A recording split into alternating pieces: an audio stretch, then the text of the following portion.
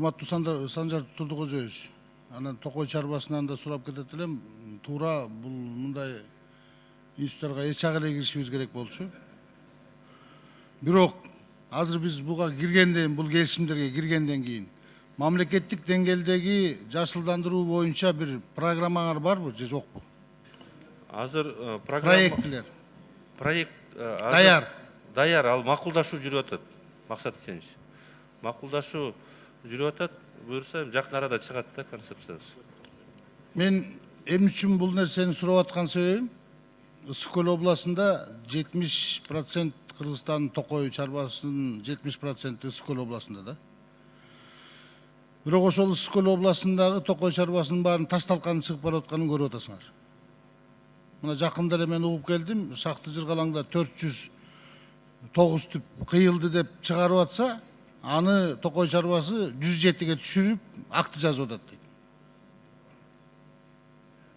Анан кийин ошол жерлерде талкаланып аткан нерселерди биз өзүбүз карай албай атсак, өзүбүздүн бир проектлерибиз жок болсо, ошол өнүктүрүү боюнча дагы эле алып келинген акчалардын баарын чөнтөккө салып отмывание менен иштеп калабызбы деген ойдо. Ошон үчүн мен мамлекеттик деңгээлдеги проектлер барбы деп атам да. Конкретно ушул Токой чарбасын сактоо боюнча, өстүрүү боюнча проектлер барбы даяр? Рұқсат берсеңіз, Мақсат Эсенович, быйылкы жылы өкмөттүн атайын концепциясы кабыл алынды.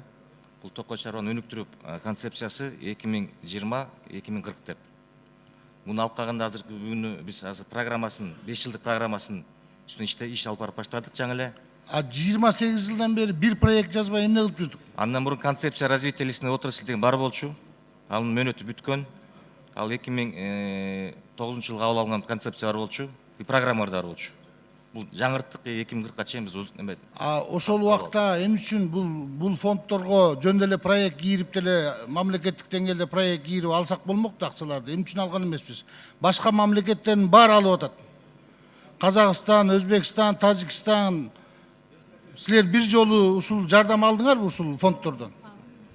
Сиз билесиз, Мақсат Эсенович, глобалдык экологик фондун алып калганда биз проекттер түзүп, ФАО азыр оператор болуп атат. Биз Токой чарбалар ФАО аркылуу 5,5 миллион каражат алганбыз. 5 жылдан бери иштеп атат. Мунун планында 3.000 гектар отургузуу жана 4.000 гектарга содействие естественного возобновления бар. Ал проект иштеп атат. Андагы билесиз, былтыркы жылы, мурдагы жылы 2017-те бияктан атайын ратификациядан өткөн Дүйнөлүк банктын жаңы проектиси келген. Ушу проекттин үстүнө иштеп атабыз. Санжар Турдукожоевич, эгерде мамлекеттик деңгээлде проектлер жасабасак, эч качан өзгөрүү болбойт. Ал акчалар келген күндө да эчтеке кыла алышпайт.